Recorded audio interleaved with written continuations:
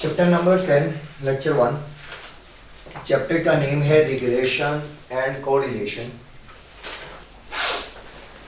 Regression and correlation में जो word regression है इसका मतलब होता है एस्टिमेशन, अंदाजा लगाना।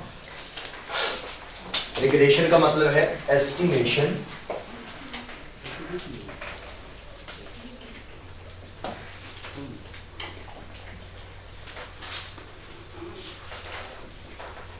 और कोरिलेशन का मतलब है रिलेशनशिप।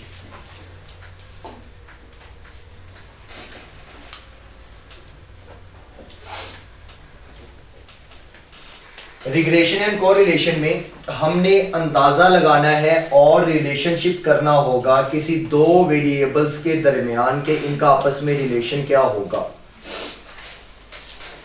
अगर एस्टिमेशन यानी कि रिग्रेशन को हम डिस्कस करें तो इसमें जो हम अंदाजा लगाएंगे उसमें ये हो सकता है कि फॉर एग्जांपल आपके पास एक मोबाइल है और आप उस मोबाइल का मार्केट में रेट लगाते हैं कि ये अंदाजा लगाएं कि ये मोबाइल कितने का सेल हो सकता है।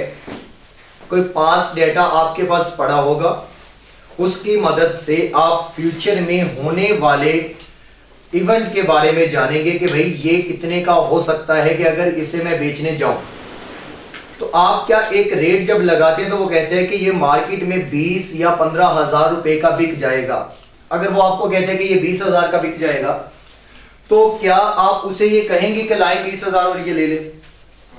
क्या वो 20,000 का आपसे खरीद लेगा? नहीं, वो आपको एक अंदाजा बता रहा है कि ये मोबाइल जो आपके पास है ये मार्केट में फ्यूचर में या जब आप बेचने जाएं कल या परसों तो ये 20,000 का बिक जाएगा।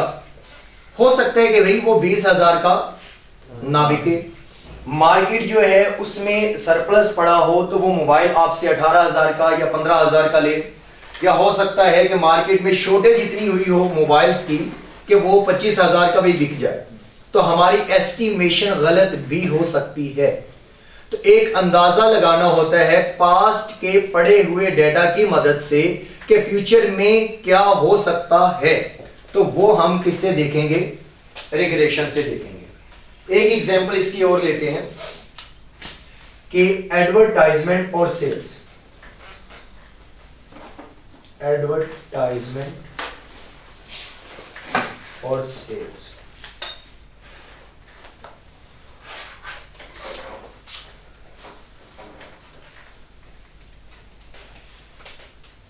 पास्ट में हम 2,000 रुपए की एडवर्टाइजमेंट करते थे तो 15,000 रुपए की सेल हो जाती थी। फिर एडवर्टाइजमेंट को इंक्रीज करके हमने कर दिया 3,500 रुपीज और जो सेल है वो 22,000 तक पहुंच गई। फिर हमने एडवर्टाइजमेंट को इंक्रीज किया और वो 5,000 की करवा दी, और जब 5,000 की एडवर्टाइजमेंट हम कर रहे थे तो तब 30,000 की सेल हो रही थी। फिर वो आपसे ये पूछेगा कि पास्ट का पड़ा हुआ डेटा इसकी मदद से बताएं कि अगर हम 7,000 रुपए की एडवर्टाइजमेंट करें तो बताएं कि कितने रुपए की सेल हो सकती है। ये पूछा जा सकता है। एक तो क्वेश्चन ये बन सकता है कि पास्ट का पड़ा डेटा कि जब 2,000 रुपए की सेल की थी किसी एक माह में तो उस माह में 15,000 रुपए की सेल्स हुई थी जब 2,000 रुपए की एडवर्टाइजमेंट करवाई गई थी। जब 3,500 रुपीस की एडवर्टाइजमेंट की थी तो तब 22,000 की सेल्स हुई थी। फिर एडवर्टाइजमेंट को इंक्रीज कर दिया नेक्स्ट मंथ और वो 5,000 की करवाई तो तब सेल हुई 30,000 की। और अब हम एडवर्टाइजमेंट अगर 7,000 की करते हैं तो बताएं सेल्स कितने की होंगी। ये क्या है? पास्ट का डेटा और फ्यूचर में कि अगर 7,000 रुपए की एडवर्टाइजमेंट करते हैं तो बताएं कितने की सेल होंगी। एक ये क्वेश्चन पूछा जा सकता है। या ये पूछा जा सकता है कि अगर 50,000 रुपए की सेल करनी हो तो बताएं कितने की एडवर्टाइजमेंट हमें करनी पड़ेगी। एक ये पूछा जा सकता है। तो मतलब कि पास्ट के डेटा की मदद से, जो ये पास्ट के 3 माह का डेटा है, इनकी मदद से या ये क्वेश्चन ये पूछा जा सकता है कि अगर इतने की एडवर्टाइजमेंट करें तो कितनी सेल्स होगी। या अगर इतने की सेल करनी हो तो कितने की एडवर्टाइजमेंट करनी पड़ेगी। अगर इनमें कोई ना कोई रिलेशन होगा जिसकी मदद से अगर एक वेरिएबल की वैल्यू आपको दे के दूसरे की पूछे कि अगर ये इतना है तो बताएं दूसरी वैल्यू इसके साथ कितने की निकलेगी, तो ये हमने किस में देखना होगा, एस्टिमेशन में। अंदाजा लगाना होगा कि 7,000 रुपए का अंदाजा लगाएंगे, अगर 7,000 की एडवर्टाइजमेंट करते हैं तो अंदाजन कितने की सेल हो जाएगी। भाई उससे कम भी हो सकती, उससे ज्यादा भी हो सकती है। और अगर 50,000 रुपए की सेल्स करनी है तो कितने की एडवर्टाइजमेंट करें, ये अंदाजा लगा के बताना है हमने। तो इसमें एक चीज तो समझ आई कि ये जो अंदाजा लगाया जाएगा ये किसी पास्ट वाले डेटा की मदद से हम फ्यूचर के लिए अंदाजा लगा रहे होंगे। अब अगर यहां पर हम ये देखें कि मैं एडवर्टाइजमेंट को रख देता हूं x और सेल्स को रख देता हूं y, ये दो वेरिएबल्स भी बन गए हैं, एक x और एक y। अब अगर मैं यहां पे देखूं तो ये y और ये x, इनमें से कोई एक अब इंडिपेंडेंट वेरिएबल है और एक डिपेंडेंट वेरिएबल है। बता सकते हैं कि कौन सा इंडिपेंडेंट है और कौन सा डिपेंडेंट है? x क्या है? इंडिपेंडेंट है या डिपेंडेंट है? इंडिपेंडेंट है। और ये डिपेंडेंट है कि अगर ये किस पे डिपेंड कर रहा है, x पे, कि ये 7,000 की एडवर्टाइजमेंट पे सेल्स अब डिपेंड करेंगी कि अगर ये वैल्यू चेंज होगी तो सावधान है कि यहां पर होने वाली सेल्स भी चेंज होंगी। तो ये आप अपनी मर्जी से कुछ भी सेट कर सकते हैं। ये 7,000 भी कर सकते हैं, 7,500 भी कर सकते हैं, 8,000 भी आप यहां पे सेट कर सकते हैं। ये अपनी मर्जी से सेट कर सकते हैं, लेकिन इसके साथ ये चेंज होगा। तो ये इंडिपेंडेंट है और ये डिपेंड करेगा इसके ऊपर। तो हम ये कह सकते हैं कि y डिपेंड्स ऑन x, यानी सेल्स डिपेंड। इस केस में सेल्स किस पे डिपेंड कर रही हैं? एडवर्टाइजमेंट पे। तो हम यहां पर ये कह सकते हैं कि y डिपेंड्स ऑन x। ये भी लिख सकते हैं y ऑन x, कि y किस पे डिपेंड कर रहा है? x के ऊपर। और अगर मैं यहां पे बात करूं तो इस केस में क्या होगा? ये किस पे डिपेंड कर रहा है? अब y इंडिपेंडेंट है, हमने पहले इसे सेट किया, ये अपनी मर्जी से कोई भी सेट कर सकते थे। अब इसके अकॉर्डिंग एडवर्टाइजमेंट करनी है तो यहां पर वैल्यू इसके अकॉर्डिंग निकलेगी। तो ये इंडिपेंडेंट है और ये किस पे डिपेंड करता है? सेल्स पे। तो अब यहां पर होगा कि x depends on y, x depends on y।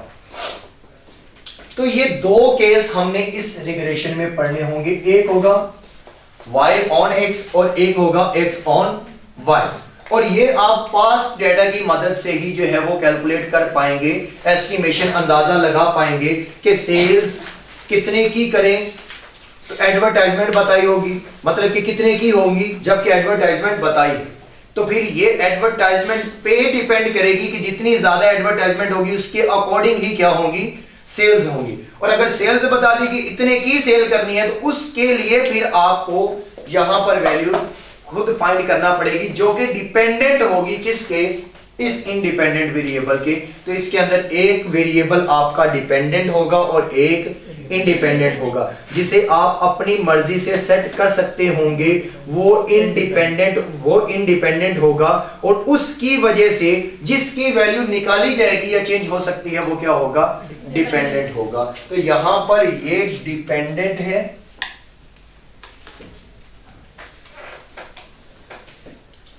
और यहां पर ये डिपेंडेंट है। तो अब यहां पर हमने जो वैल्यूज निकालनी होगी वो डिपेंडेंट की वैल्यूज निकालनी होंगी। इंडिपेंडेंट हमें क्वेश्चन के अंदर बताए होंगे, इंडिपेंडेंट क्वेश्चंस के अंदर बताए होंगे, हमने इंडिपेंडेंट्स की वैल्यू को कैलकुलेट करना होगा। यहां तक क्लियर है?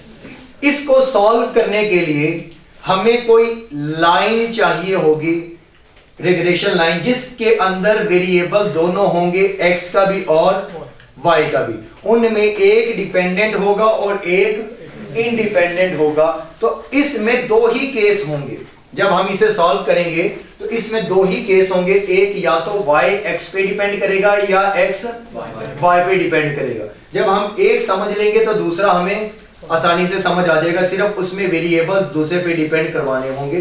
तो मैं दोनों केस यहां पर सामने ही मेंशन करूंगा। सबसे पहले इसके लिए हमारे पास एक लाइन होनी चाहिए और वो होगी रिग्रेशन लाइन।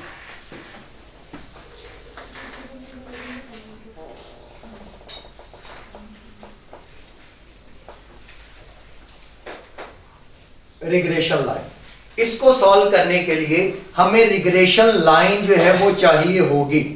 वो रिग्रेशन लाइंस इन दोनों के अकॉर्डिंग ही होगी, y ऑन x के अकॉर्डिंग भी बनाएंगे और x ऑन y के अकॉर्डिंग भी बनाएंगे। तो मैं यहां पर दोनों केस ओपन कर लेता हूं, एक होगा y ऑन x और दूसरी होगी x ऑन y।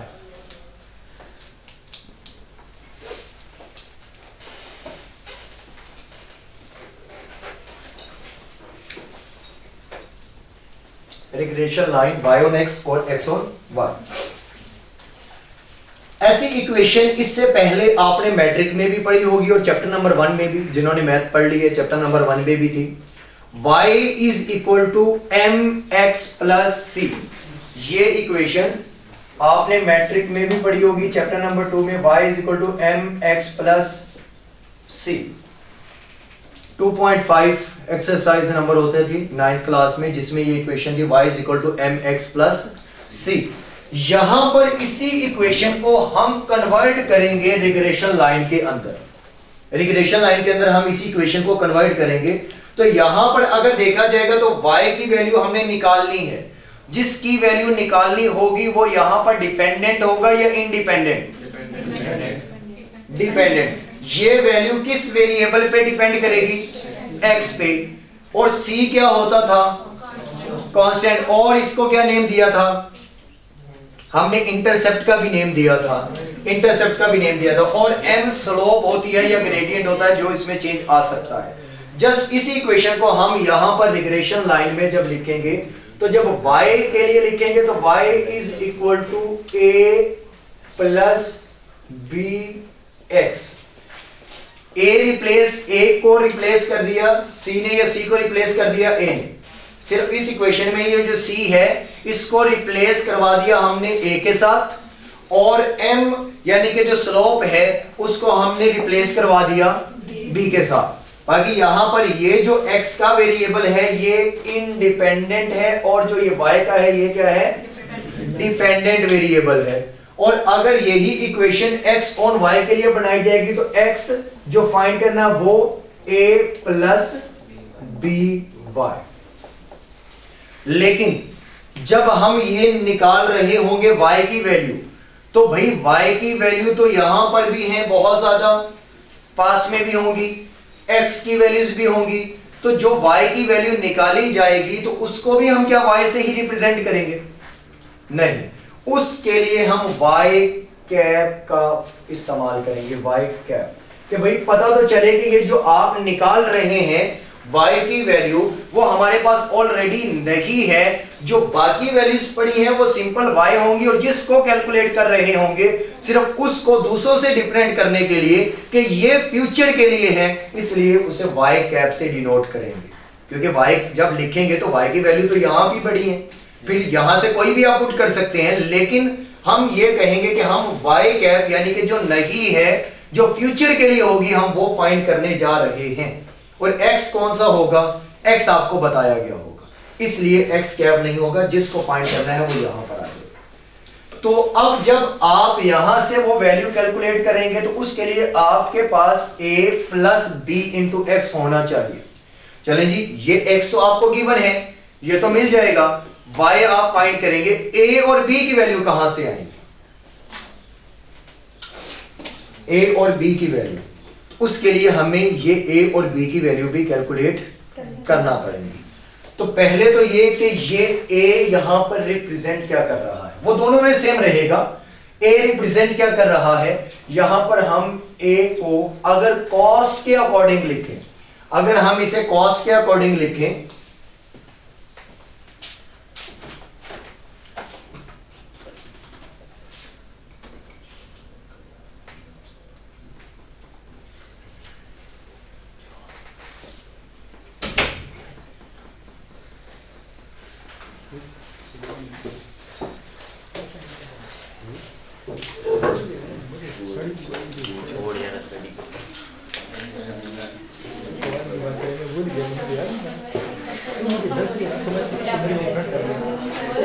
मैं समझो तेरे पास होगा फ्रेंड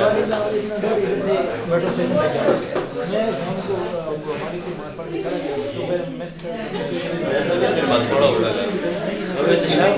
पैसे ना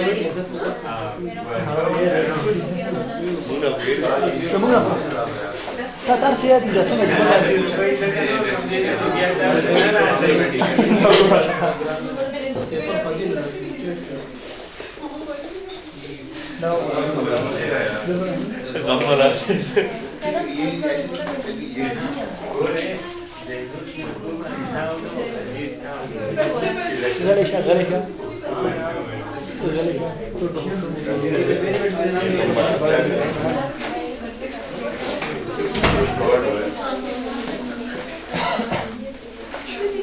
अच्छा